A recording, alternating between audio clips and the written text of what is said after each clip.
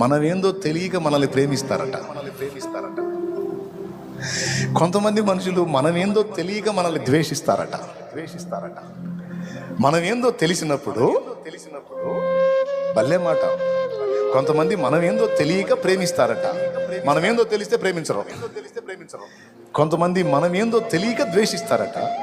ఆ ద్వేషించే వాళ్ళకి మనమేందో అర్థమైతే వాళ్ళ అభిప్రాయాన్ని మార్చుకుంటారు.